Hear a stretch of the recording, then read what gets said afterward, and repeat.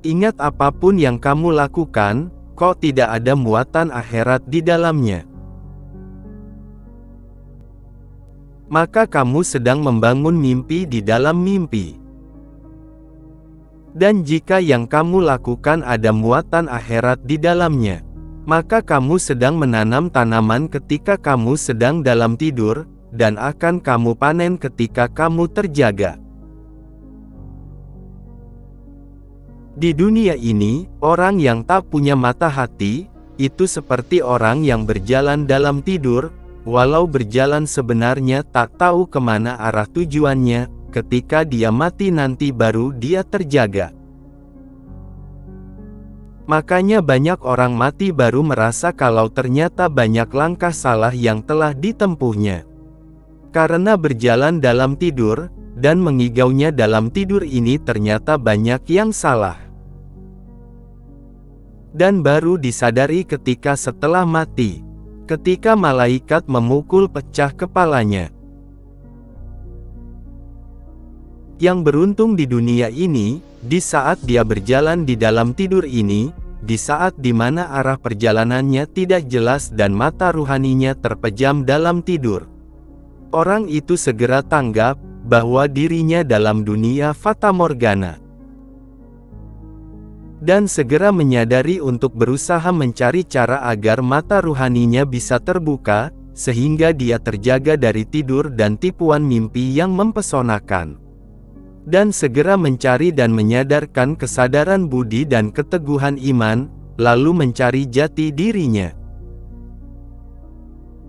Setelah ditemukan jati diri agar jelas arah langkahnya, setiap langkah terarah menuju tujuan kembali ke surga dari mana tempat dia berasal. Yaitu pertama kali sebelum diturunkan ke bumi. Menyusun rancangan perjalanan, dan melaksanakan dengan sistematis, terkoordinasi, profesional terhadap tugas yang Allah berikan ketika di dalam tempuh perjalanan dunia. Sehingga sampai di surga dalam keadaan purna tugas. Dengan hasil tugas yang memuaskan dan mencapai hasil paling sempurna. Ketika seseorang melihat suatu permasalahan, satu permasalahan bisa menjadi perdebatan.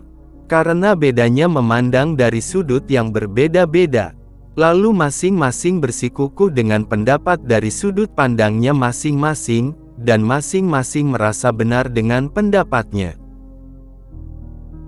Dan tidak ada menemukan titik temu, padahal yang dibahas masalah yang sama. Ingat, manusia itu tempat salah dan lalai, lemah dan keterbatasan berpikir. Sebab pikiran disandarkan pada indera, padahal indera itu terdinding dari kebenaran sejati. Pendapat yang disangka benar, seringnya ternyata salah. Orang yang merasa benar dengan pandangan dan pendapat sendiri, sebenarnya seperti orang yang memenjarakan diri dalam pikirannya sendiri. Padahal suatu pendapat pribadi itu cenderung akan bertabrakan dengan pendapat orang lain. Karena masing-masing mengemukakan pendapat dengan akal dan nafsu kepentingan pribadinya. Kebenaran mutlak itu hanya milik Allah, yaitu firman Allah dalam Al-Quran atau hadits Nabi.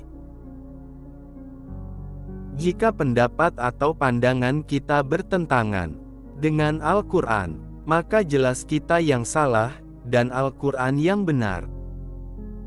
Hanya orang yang hatinya bersih yang akan menerima kebenaran, dan meruntuhkan pendapat sendiri, tidak akan disentuh oleh kebenaran Al-Quran. Orang-orang yang hatinya kotor. Sebab Al-Quran itu suci hanya menyentuh hati yang suci.